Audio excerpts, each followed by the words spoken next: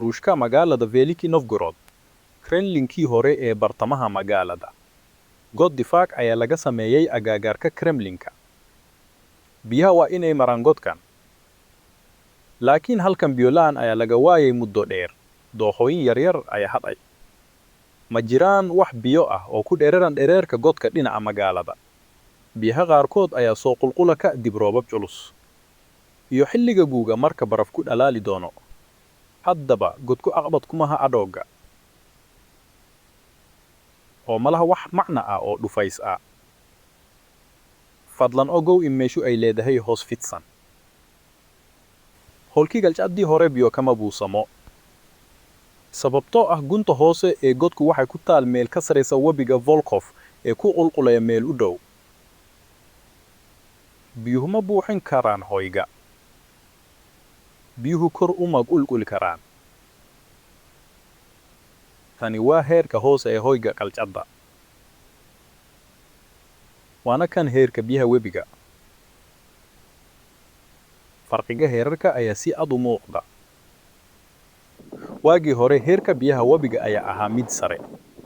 Biyihii waxay gaadheen jiirada u dhow derbiga qalcadaha. Halkaas waxaa ku yiil bangi webi. Fartayda ayaan farta ku fiiqaya halka uu ku yaal heerka hoose ee hoyga qalcadda. Qiyaastii dhererkan waa kan heerka biyaha cadda. Farqigu waa ilaa 2 mitir. Kremlinka Novgorod ayaa hore u taagnaa biyaha-qarkiisa. Meeshaas biyo baa jiray. Aad uga sarreeya waqtigeenna. Meeshan oo dhan oo cid ah waxay ahayd biyo hoostooda. Waxaan ku tusi doonaa xagal kale. Xeebtan bacaadka waxay hore u ahayd webiga guntiisa. Biyaha ayaa ku qulqulay halkan. Biyihiina waxay gaadheen deertan laga sameeyay gidaarka qalcadda.